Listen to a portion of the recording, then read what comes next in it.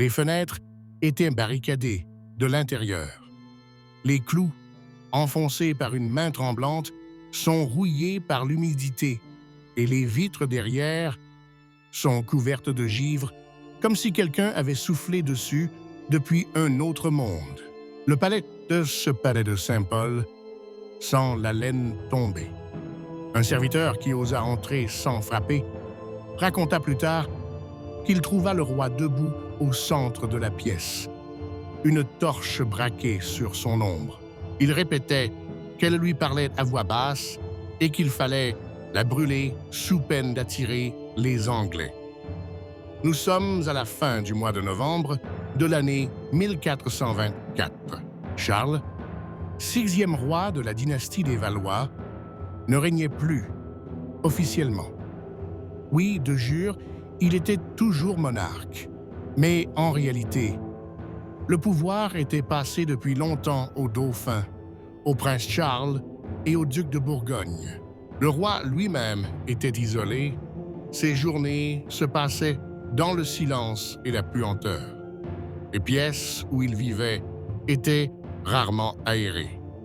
Les tapisseries épaisses n'ont pas été enlevées depuis l'été. Elles étaient humides de condensation, couvertes de champignons. Les murs pourrissent sous leurs pieds. C'est le médecin Jean de Monteil qui a été le premier à faire état des crises répétées. Sa Majesté crie encore à son reflet. Il refuse de boire de l'Auzin et réclame le Saint liquide de Paris. En voulant l'examiner, il mord l'apothicaire. À la même époque, on constate une forte détérioration de l'état de la peau. Le roi présente de nombreuses fissures, notamment aux commissures des lèvres et sur la paume des mains. Il se plaint de démangeaisons qui rampent de l'intérieur vers l'extérieur. Un examen médical a révélé de multiples abcès sous la peau. On commença à réutiliser des compresses de vinaigre, mais sans résultat. Dans l'un des rapports du capitaine de la garde de la ville, on peut lire « Dans la nuit du 7e jour, j'ai été convoqué parce que, de la fenêtre des chambres royales, on entendait des cris de trahison et de flammes. En arrivant, j'ai vu Sa Majesté briser un miroir avec un bâton et demander l'arrestation de sa propre barbe. Ces attaques deviennent de plus en plus fréquentes. Le pavot pouvait parfois les arrêter, parfois non. Au cours de la deuxième quinzaine de décembre, son état s'aggrave. Karl a cessé de reconnaître les membres de la cour. Il confondait les vivants et les morts.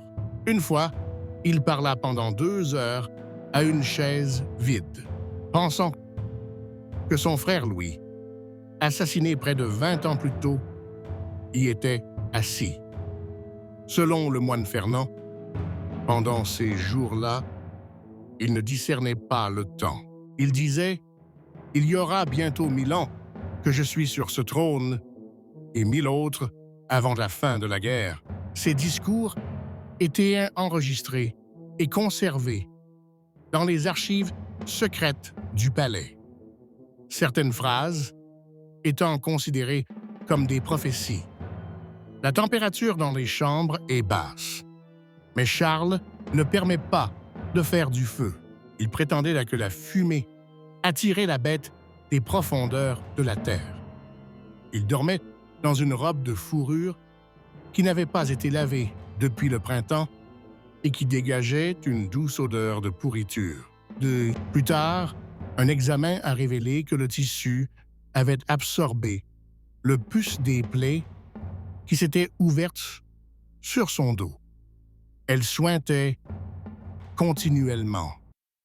Les serviteurs du roi sont remplacés 2 fois par mois, à chaque fois pour cause de maladie ou de peur. L'un d'entre eux a disparu. Un autre avouera plus tard, sous serment, avoir entendu 3 voix provenant des chambres la nuit. Une voix âgée, une voix féminine. Et la troisième, une voix qui ne semblait ni humaine ni bestiale. Le conseil médical, réuni la veille de Noël, décide de procéder à des saignées intensives. D'abord, 2 bols par jour, puis 3. Le roi est retenu avec des ceintures. Il résiste, déchire les bandages, crie des injures. Le 5e jour, la peau de l'intérieur de ses bras commence à se détacher. Le sang, selon le médecin Martin de Tours, est de couleur brun foncé et d'odeur âcre. On soupçonne une infection. Les moines proposent d'exorciser les mauvais esprits. Ils pratiquent des rituels, aspergent les murs d'eau bénite. Un jour, après un rituel, un rat sort dessous le lit de Charles et dévore une bougie. Le roi s'écrie « La voilà, l'ombre est là, maintenant ». À partir de ce moment, il refuse de s'allonger sur son lit. Il passa les dernières semaines assis par terre, enveloppé dans son manteau et fixant un point. L'hiver avait commencé. Les chambres étaient froides, sentaient la paille mouillée, les médicaments, la sueur. Les plaies sur ses jambes commençaient à s'envenimer. L'un des serviteurs qui s'était glissé dans la chambre pendant l'attaque prétendit d'avoir vu des vers blancs ramper d'une blessure à la cuisse. Les médecins ne confirment pas, mais à partir de ce jour, l'accès aux chambres est restreint. Seul le médecin, un moine et des gardes sont autorisés à y pénétrer. À la fin du mois de janvier, le roi a cessé de parler. Il remue les lèvres, mais n'émet aucun son. Un scribe réussit à lire les mots suivants. « Je l'ai brûlée, mais maintenant, elle est partout. » On a cru qu'il parlait de son ombre. Au même moment, on a commencé à noter une perte totale d'appétit. Le roi ne buvait plus que du vin chaud dilué avec de l'opium. Ses selles sont devenues liquides et sanglantes. Une forte odeur de soufre se fait sentir. Le roi de France, autrefois brillant souverain, est devenu une source de crainte. Les messagers des autres cours ne demandent plus d'audience. On ne se souvient plus de lui à la messe. Seul un prêtre de Rouen, dans une lettre à l'archevêque, écrit « Il n'est pas encore mort, mais il est déjà devenu un signe. Même les anges se détournent de lui. » Début février, Charles ne se lève plus. Il est enveloppé de bandages, de lin imbibé de vinaigre et de myrrhe. Mais les plaies continuent de suppurer. Il y avait une odeur de viande avariée. L'un des moines qui lui rendit visite eut des maux de tête et des éruptions cutanées. Une semaine plus tard, il est mort. On commença alors à soupçonner une contagion corporelle. L'accès aux chambres a de nouveau été réduit. Le corps est traité par une fente dans la porte. Pendant ce temps, la situation politique s'échauffe. Des rumeurs se répandent à Paris selon lesquelles le dauphin s'apprête à se déclarer seul monarque. En Bourgogne, on exige l'abdication. Des négociations secrètes s'engagent entre les ducs. Mais le roi est toujours en vie, ce qui empêche un partage ouvert du pouvoir. Le corps continue de se décomposer. Un médecin l'examine par une fente. Les ongles sont tombés. Les yeux sont brouillés. L'estomac est ballonné. Karl était immobile, mais il respirait, parfois brusquement, avec une respiration sifflante, parfois doucement, comme s'il s'endormait. Mais la mort ne venait pas. L'un des gardes quitte le palais, paniqué, en affirmant avoir vu le roi sourire dans un coin sombre. C'était le dernier hiver de Charles VI. Deuxième partie. Karl est décédé dans la nuit du 6 février. La mort n'est pas venue d'un seul coup.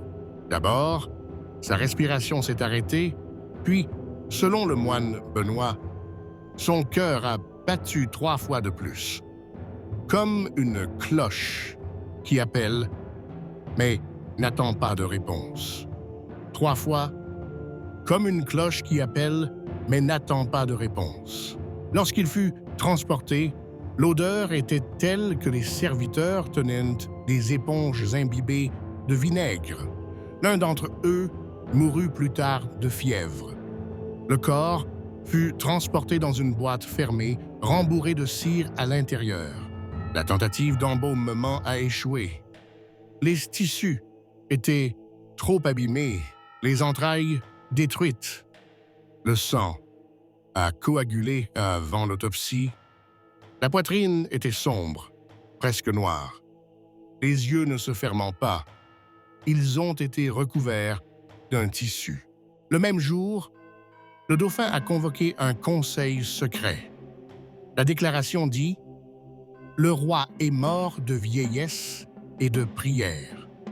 Cependant, le chroniqueur Étienne, qui était à la cour, nota « Personne n'y crut.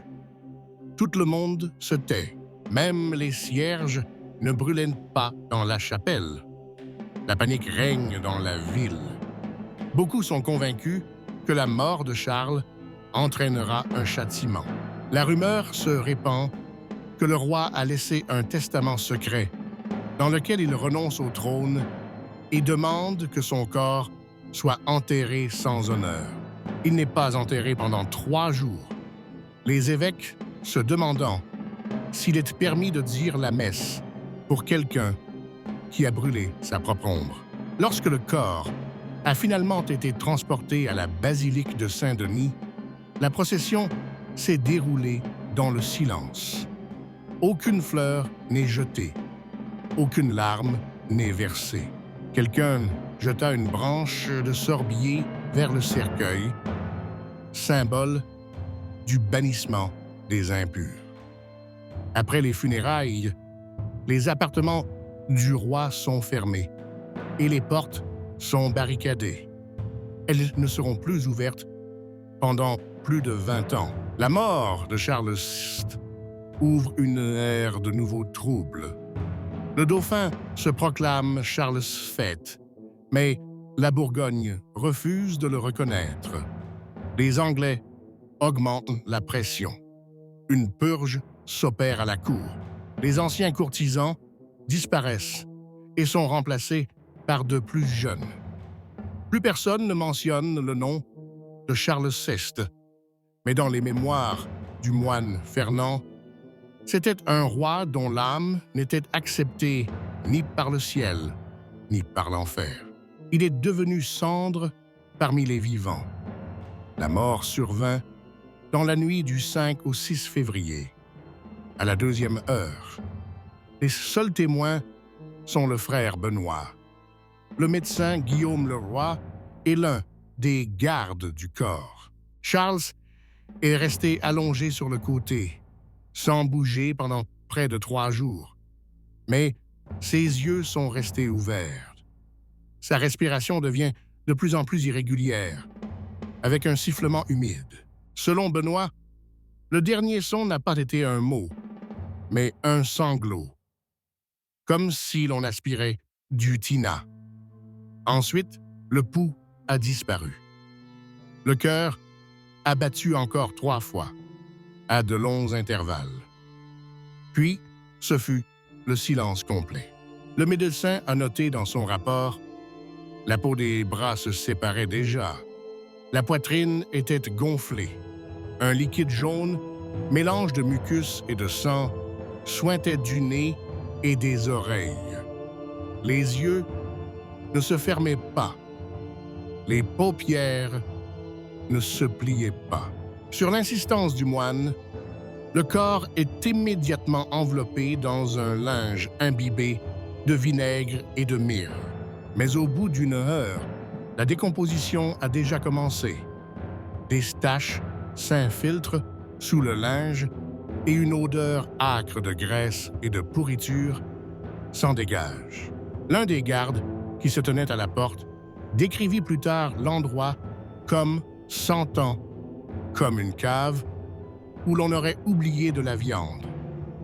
Officiellement, la mort a été annoncée comme naturelle suite à l'épuisement et à des années de maladie. Mais cette déclaration n'est pas accompagnée d'un son de cloche. Un étrange silence règne dans le palais de Saint-Paul. Le lendemain, on tente d'embaumer le corps.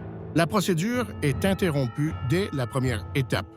Après ouverture de l'abdomen, les viscères s'échappent, presque sans résistance. Le foie s'est désintégré, l'estomac dégage une odeur de moisi, les poumons sont remplis d'un liquide trouble. La lame du couteau, selon les mots du chirurgien, glissait comme une bouillie. La tentative de fermer les yeux échoue. Le troisième jour, les tissus s'assombrissent. Des insectes ont commencé à apparaître.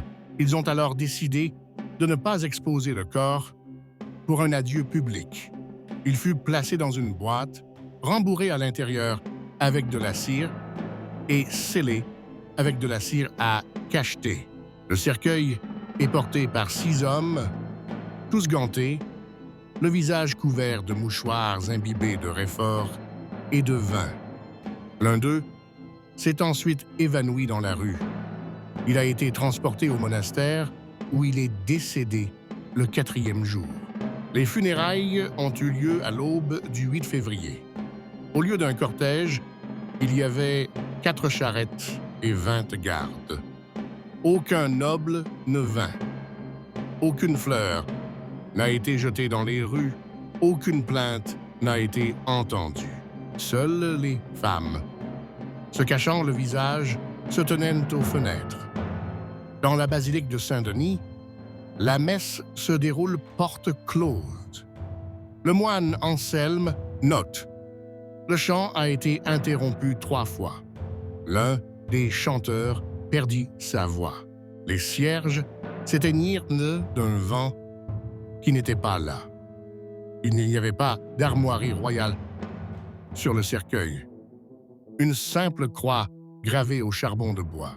Les serviteurs qui ont porté le corps se sont ensuite plaints de douleurs articulaires, de maux de tête et de vomissements. L'un d'eux mourut 2 jours plus tard. Un autre fut retrouvé dans la grange, pendu, avec une note. Il n'a pas fermé les yeux, il a vu. Ensuite, les chambres royales ont été scellées. Tous les effets personnels, vêtements, personnel, livres, miroirs, sont brûlés dans la cour du Louvre. Le feu brûla longtemps. La fumée était épaisse et douce. On ordonne d'enterrer les cendres, mais, selon le rapport du greffier, une partie d'entre elles a été dispersée par le vent. Le même jour, le dauphin, fils de Charles, convoqua un conseil secret. Il se proclame Charles VII. 2 mots seulement sont prononcés. Le reste est accompli. Pas de larmes, pas de vœux. Seulement un accord des yeux. Le chroniqueur d'Arras note: ce qui a le plus frappé tout le monde, ce n'est pas la mort, mais le fait que personne n'a été surpris. Sur la table, devant le dauphin, se trouve un parchemin. Il s'agit d'une annonce probablement préparée à l'avance. Le couronnement est reporté. Il ne reçoit personne ce jour-là. Le soir, un des moines, resté dans les chambres pour prier, rapporte qu'il a entendu derrière le mur quelque chose qui battait et qui appelait par son nom. Il est relâché à Rouen. Il ne reviendra jamais. Le greffier Renaud note « Après la mort, l'angoisse est venue, mais pas à cause du pouvoir. C'est parce que la mort n'a pas laissé de silence. » 3 jours après les funérailles, une poutre s'est effondrée du plafond de la chapelle Saint-Denis. Personne n'a été blessé, mais un noir se forma à l'endroit de la chute qui ne put être lavé avec de l'eau ou du vin. Après cela, la salle a été reconsacrée. Le lendemain, la lumière de l'autel ne s'est pas allumée dans l'église. Il fut alors décidé de retirer le nom de Charles de la liste des noms pour lesquels on lit les prières du dimanche. Des rumeurs commencent à se répandre à Paris. On dit que le corps de Charles ne s'est jamais refroidi. D'autres prétendent qu'il est mort sans confession et qu'il ne peut plus partir. Sur les marchés, les commerçants chuchotent. Son ombre est restée dans les murs. Les prêtres condamnaient ses propos, mais ne les réfutaient pas. Il est dangereux de nier ce qui n'a pas encore été oublié. La mort de Charles n'a pas créé de chagrin. Elle a créé un vide. Son nom n'est plus prononcé. Les documents commencent à le désigner simplement comme celui qui était. Les messes ne font plus mention de son âme. Le cercueil à Saint-Denis a été ciré et scellé avec des pointes de métal pour éloigner les rats. Mais tout le monde savait qu'il n'y avait pas que des rats. Un prêtre a refusé de consacrer le cercueil en disant « Il y a plus de racines que de restes dans cet arbre maintenant. » Une semaine plus tard, il tomba malade. Ainsi prit fin la vie du roi, mais pas son pouvoir. Il s'écoulait comme du pus, laissant des traces dans l'air. Personne ne savait combien de temps il faudrait pour que l'odeur disparaisse. Au printemps de cette année-là, les signes d'une nouvelle vague de peur commencèrent à se manifester. Lana rapporte qu'une fièvre inconnue s'est déclarée dans le monastère de Sainte-Catherine. Elle est apparue soudainement, d'abord sous forme de maux de tête, puis de fièvre et enfin d'ulcères à l'intérieur de la cuisse. Ulcères à l'intérieur de la cuisse et au cou. Plusieurs frères sont morts en 3 jours. Les habitants ont dit « C'est le retour du roi. Il est en train de pourrir chez nous. Il est en train de pourrir en nous. » Malgré les tentatives des autorités ecclésiastiques de lier l'épidémie à l'eau contaminée, la peur s'est déjà répandue dans les diocèses. À Paris, 2 semaines après les funérailles, un incendie se déclare dans le nord de la ville. Plusieurs entrepôts et une maison appartenant à l'ancien médecin de Charles brûlent.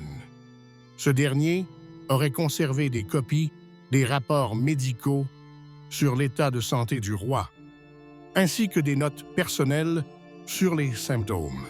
De la maison, il ne reste que des fondations fumantes. Personne n'a cherché les coupables.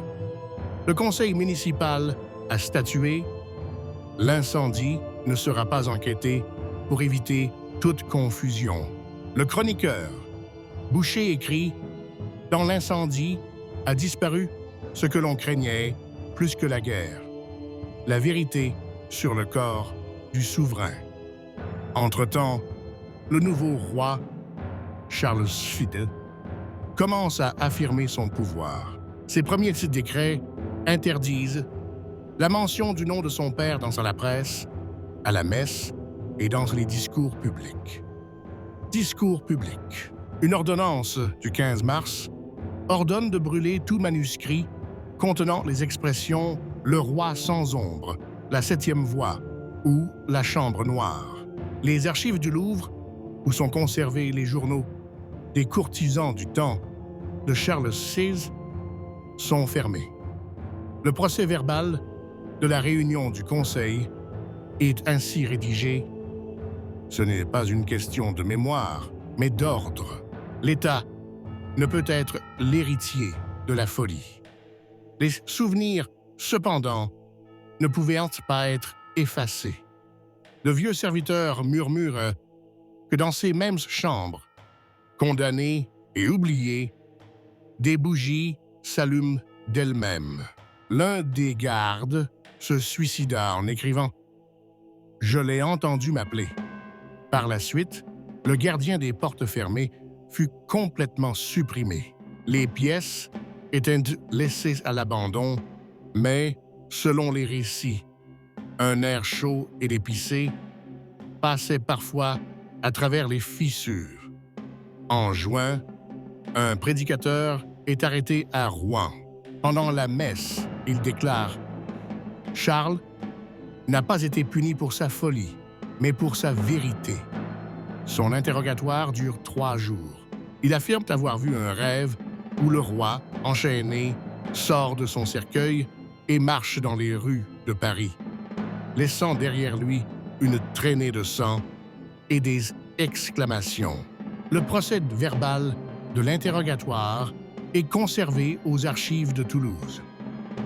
Il dit qu'il savait qui avait substitué l'ombre du souverain. Il connaissait le nom, mais ne le prononçait pas. Il était mort quand on lui a montré le miroir. Entre-temps, la Bourgogne, qui refuse de reconnaître Charles VII, entame des négociations avec l'Angleterre. Des ambassadeurs se rendent à Calais, où ils discutent de la possibilité de céder le trône de France au fils du roi d'Angleterre. Paris répond par le silence. Tout le monde a compris. Le passage du pouvoir entre les mains du dauphin est un fait politique, mais pas spirituel. Le défunt Charles reste dans l'air, dans les rues, dans les odeurs. Le chroniqueur Geoffroy écrit « Les gens ne croient pas les mots, ils croient l'air, et l'air sent encore le manteau. » Même dans la basilique de Saint-Denis, où repose le corps, les assistants commencent à remarquer que, autour du tombeau du roi, les cierges fument et s'éteignent de plus en plus fréquemment. L'un des moines chargés de l'autel s'effondre pendant l'office du soir et meurt 2 jours plus tard de fièvre. Vers l'automne, des informations commencent à circuler à la cour selon lesquelles Charles ne serait pas mort. Il n'y a pas d'enquête officielle, mais des notes circulent dans la noblesse pour accuser le duc de Bourgogne. Elles affirment que peu avant la dernière attaque, Charles a été nourri d'une décoction de sang de noyer sur les conseils d'un médecin venu de Dijon. Il est impossible de vérifier la vérité. Le corps a été détruit, les médecins se sont tus et le duc lui-même a nié son implication. Les proches du nouveau roi souffrent de paranoïa. Les courtisans évitent de prononcer le mot « ombre ». Dans l'une des salles du Louvre, où était accroché le portrait de Charles, il y avait maintenant une niche vide drapée d'un tissu noir. Personne n'y touche. Un aumônier qui passait par là a dit un jour « Le vide est plus fort qu'un cri ».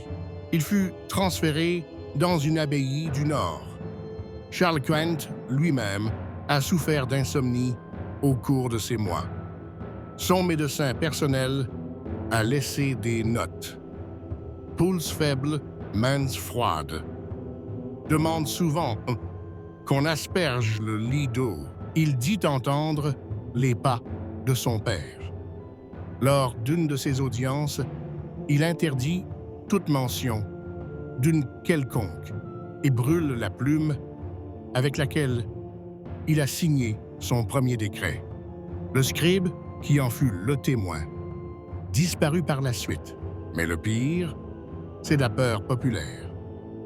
Les Parisiens croient que l'esprit de Charles n'a pas quitté le palais. On raconte que le 40e jour après sa mort, dans le quartier Saint-Paul, un garçon a vu un homme vêtu d'une robe royale qui lui tournait le dos et lui a chuchoté « Tu es maintenant ma voix. Tu es maintenant ma voix. » Très vite, des gens se sont rassemblés à l'endroit où se trouvait le garçon. Plus tard, quelqu'un a gravé sur le mur. Il est revenu pour ce qui lui a été enlevé. En automne, la ville vit dans le silence. Les tavernes ferment tôt. Les messes ne mentionnent pas le nom du roi, passé ou présent. Dans les documents, il est de plus en plus fréquent d'écrire simplement « souverain ». Charles VII gagne du terrain, mais personne ne s'empresse de l'appeler le vrai monarque. On pense que la France n'est pas encore purifiée. L'archevêque d'Orléans dit « Si l'ombre n'est pas brûlée, elle revient ». Le souvenir de Charles VII n'a pas été oublié. Il est devenu tabou, et c'est ce qui l'a maintenu en vie. En décembre de l'année 1425, un scribe ambulant nommé Thibaut arrive à Chartres. Il prétend être le secrétaire du dernier aumônier de Charles VI. Il avait avec lui un rouleau enveloppé dans une vieille robe. Il contenait 27 feuillets écrits d'une main griffonnée. Certains étaient tachés, d'autres décolorés. Mais presque tous contenaient le même fragment répétitif. « Je me vois dans le miroir, mais le reflet est silencieux. Alors, lequel de nous deux domine ?» Le scribe a disparu 3 jours plus tard. Son corps a été retrouvé dans la rivière, le visage défiguré par des pierres. Le parchemin n'est plus là. Seule une lettre de l'abbé de Trouy à l'évêque de Reims témoigne de son existence. Pendant ce temps, à Paris, les personnes associées au défunt roi continuent de disparaître. Tout d'abord, les anciens serviteurs. En février, un ancien garde du corps et l'un des médecins disparaissent sans laisser de traces. Ils ont été suivis la nuit. Pas de corps, pas d'explication. Dans les mêmes jours, le trésorier de la Maison royale est décédé d'un accident vasculaire cérébral. On raconte que peu avant sa mort, il avait tenté de vendre une collection d'objets personnels de Charles, dont un coffre sculpté à l'intérieur duquel étaient gravées des marques ressemblant à des dents. Le prêtre qui a vu l'objet refusa de parler. Il fut emmené dans un monastère où il cessa complètement de parler. Charles V se plaint de plus en plus d'étouffement. Le corps médical constate des palpitations et des nausées nocturnes. Son valet de chambre, Guillaume d'Armagnac, écrit dans une correspondance privée. Il se réveille avec des sueurs froides. Il dit que quelqu'un est assis à sa tête de lit. On lui a ordonné d'enlever le miroir et on lui a défendu de le ramener. Il a dit « Je ne veux plus voir qui était là ». En mars, l'archevêque de Paris a organisé une réunion sur la question des restes maudits. Sous ce titre se cache une question. Que faire des objets ayant appartenu au défunt Charles? On y trouve un peigne fendu en forme de visage, une chaussure dont la peau est devenue bleue et une petite cruche contenant les restes d'une infusion de vin dont le liquide a noirci et dégage une odeur décrite par un moine comme un mélange d'encens et de savon qui n'a pas été lavé depuis longtemps. Tous ces objets ont été brûlés. Cependant, au cours du rite, l'un des novices est devenu aveugle. Les médecins l'ont attribué à une inflammation du nerf optique. Les croyants qu'il avait toucher l'héritage de la folie. À la même époque, le duc de Bretagne commence à exiger des garanties de sécurité de la part de la couronne. Dans sa lettre, il déclare « L'ombre du trône est grande. Nous voulons savoir si une seconde voie ne s'y cache pas. » La formulation est délibérément vague, mais dans la capitale, elle est prise au pied de la lettre. Les journalistes commencent à murmurer. La voix du roi résonne encore, dans les têtes, dans les archives, dans les coins poussiéreux. Cette peur accrue coïncide avec une crise au sein de l'armée. Au printemps, une dizaine d'officiers se plaignent de cauchemars. L'un d'eux, Alain de Sosse, les décrit ainsi. « Je vois un roi, nu, enchaîné. Il me regarde et sourit. Je ne peux pas me réveiller tant que je n'ai pas dit son nom. » Le commandant de l'armée ordonne le silence, mais la peur se répand. Un incident se produit dans la garnison de Cambrai. Un soldat qui peint une chapelle écrit le nom de Charles au lieu de celui de Dieu sur l'un des murs. On s'en aperçoit. Il est battu, puis pendu. Sans procès. Entre-temps, le schisme s'accentue au sein du clergé. Certains prêtres soutiennent que le nom de Karl devrait être inclus dans la liste des victimes de la malédiction, plutôt que d'en être totalement exclu. Cela permettrait de lui offrir un nouveau service funéraire. D'autres, en revanche, insistent sur l'oubli. Un prêtre, le dominicain François, écrit « Si un nom est donné, il reviendra. Si la douleur est reconnue, la porte s'ouvrira. » Il fut transféré dans un monastère en Provence, où il mourut bientôt d'asphyxie. À cette époque, Charles Quint ne sort plus dans le jardin. Il déplace les chambres dans une autre aile du Louvre et ordonne de brûler l'ancienne chambre. Le feu fit craquer les murs. Des moucherons sombres s'envolèrent de l'une des pierres, selon les archives des bâtisseurs. L'un des ouvriers tombe malade. En même temps, Charles donne l'ordre suivant. Il est interdit de parler de miroir en présence de la couronne. Les premiers signes de l'aliénation du pouvoir sont apparus au mois d'août. Pour la première fois depuis de nombreuses années, le sceau royal est signé au nom du chancelier. Cela suscite la controverse. Certains parlent de maladie du roi, d'autres de malédiction. Parallèlement, les anciennes armoiries commencent à disparaître des archives, des reliefs de pierre. Sur le mur de Saint-Denis, quelqu'un a griffonné « Il était et il sera, tant que vous aurez peur. » Néanmoins, la structure politique est maintenue. La Bourgogne se rapproche de la couronne, mais reste qualifiée de allié infidèle dans les documents secrets. De nouveaux visages apparaissent dans les ambassades. Des gens nés après la folie de Charles. Ils ne se souviennent de rien. Et c'est ce qui effraie les anciens courtisans. Si la mémoire a disparu, la peur doit revenir pour la remplacer. À l'automne, l'Église soulève à nouveau la question du statut canonique de Charles. Il fut décidé qu'il ne serait ni canonisé ni damné. La formulation est la suivante: rejeté, mais pas rejeté. Telle est la position officielle. Le jour de sa mort, le feu fut rallumé dans l'ancienne chambre du roi, fermée par des planches.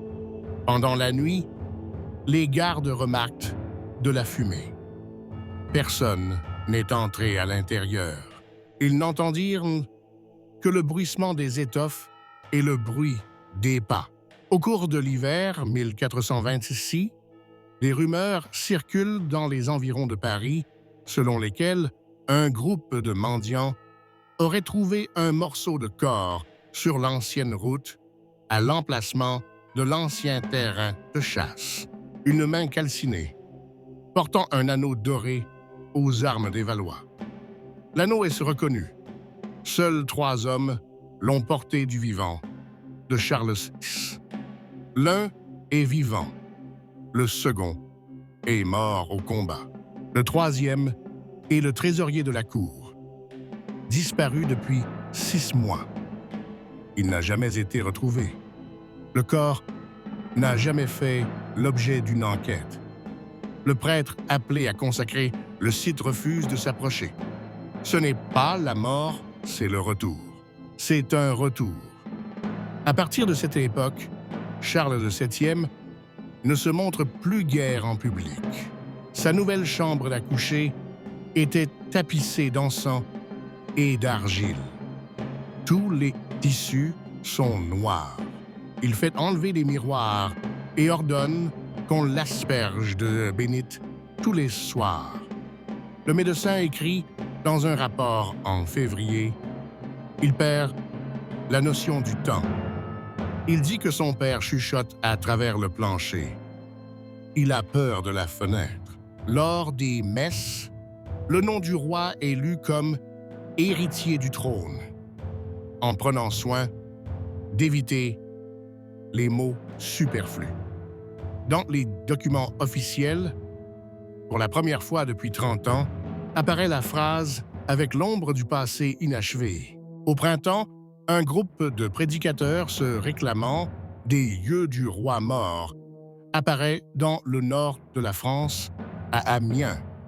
Ils sont accusés d'hérésie. Ils affirment que Charles n'est pas mort, mais qu'il a été abandonné par le corps. Ils sont rapidement arrêtés. Interrogés, il s'est avéré qu'ils ne se connaissaient pas. Ils ont tous déclaré qu'ils avaient commencé à entendre une voix au même moment, dans des endroits différents. La voix répétait « Vous avez oublié la lumière, mais lui se souvient. » Un rapport sur l'affaire est envoyé à Paris. Le Conseil du roi décida de classer le matériel. Cependant, une copie a survécu dans la collection privée de l'abbé Céleste. Il écrit « Rien de surnaturel. Seule la peur a pris corps. 15 jours plus tard, il est étranglé à l'auberge. L'assassin n'a jamais été identifié. À l'intérieur du Louvre, des changements architecturaux s'opèrent un peu à peu. Les murs des anciennes salles commencent à s'humidifier. La pierre se fissure. Les ouvriers se plaignent de maux de tête. L'un d'eux s'évanouit à chaque fois qu'il pénètre dans l'aile sud. Plus tard, elle fut déclarée impropre à l'utilisation pour une raison non précisée. Tout ce qui se trouvait à l'intérieur était barricadé et une croix était suspendue. L'Église a insisté pour que le bâtiment soit nettoyé. Mais le mot « purification » suscite des protestations de la part de la noblesse. Le comte de Brienne écrit dans une lettre à l'archevêque « Nettoyer, c'est admettre qu'il y a une tache. Et s'il y a une tache, c'est que quelqu'un l'a laissée. Il n'y a pas de réponse. Un silence s'installe qui durera des mois. Ce n'est qu'au mois d'août que la polémique reprend. À la Sorbonne, un étudiant soulève la question du droit de mémoire. Il affirme que Charles Quint n'est pas un fou, mais une victime du temps. Il est exclu. Une semaine plus tard, il disparaît. Son carnet est retrouvé sur un banc de la chapelle. Il y est écrit à la main « Je suis la voix que vous n'avez pas reconnue ». Pendant ce temps, en dehors de la capitale, des changements s'opère. À Orléans, Toulouse, Lyon, les vieilles chapelles évoquant le règne de Charles commencent à être démolies. On en construit de nouvelles en mettant l'accent sur le renouveau, sur la pureté, sur la nouvelle ère de la couronne. Cela s'est fait sans bruit, sans archives. On se contentait de jointoyer les pierres, de changer les dalles, de brûler les vieilles masses. Mais plus on effaçait, plus le peuple s'inquiétait. Partout en France, des lettres anonymes, non signées, fleurissent. Elles sont lues dans les tavernes et à la porte des églises. Elles disaient « Il n'est pas encore parti ». Pendant que son nom s'efface, il grandit. Il est devenu ce que l'on craignait. Vous avez effacé le roi. Pas la douleur. Et elle ne meurt pas. Les autorités ont tenté de retrouver les distributeurs. En vain. Chaque ville prétendait que la lettre venait de l'extérieur. Charles VII avait alors cessé de manger le soir. Il ne mangeait plus que le jour. Il disait que la nuit, la nourriture prenait une autre saveur. Son scribe personnel a écrit dans ses notes personnelles. Il ne prononce pas le nom de son père. Pas même dans un murmure. Pas même dans son sommeil. Mais chaque soir, avant de s'endormir, il met sa main sur sa poitrine et attend, comme si quelque chose allait revenir. Cet employé a ensuite été exilé. Sans raison. Un an plus tard, à la mort d'un des plus anciens évêques de Paris, l'orgue refusa de sonner pendant l'office d'adieu. Les prêtres pensèrent qu'il s'agissait d'un signe. L'un d'entre eux, le frère Odo, a dit dans son sermon « Celui qui n'a pas reçu le salut n'a pas besoin d'être sauvé. Celui qui n'a pas reçu le salut réclame la justice. » Il fut renvoyé, puis il disparut. Ses livres ont été brûlés. À la fin de la décennie, le mot « Karl » est devenu indésirable. Les écoles enseignent, sans citer de nom, pendant la période allant de 1395 à 1425. On disait simplement une période de trouble. L'un des nouveaux chanceliers ordonne la démolition d'un mur des archives qui, selon la rumeur, contiendrait les derniers discours du roi fou. Le mur s'effondre. Derrière lui, on ne trouva que des cendres. Mais sur l'une des planches survivantes, on pouvait lire « Je suis celui que l'on n'a pas attendu ». Par la suite, le chroniqueur Régnier écrivit « Il n'a pas laissé de trône derrière lui. Il a laissé ce vide qu'on appelle le pouvoir. La France entre donc dans un nouveau siècle, avec un nouveau roi, un nouveau concile, une nouvelle Église, mais avec une ombre que personne ne pouvait brûler ou nommer.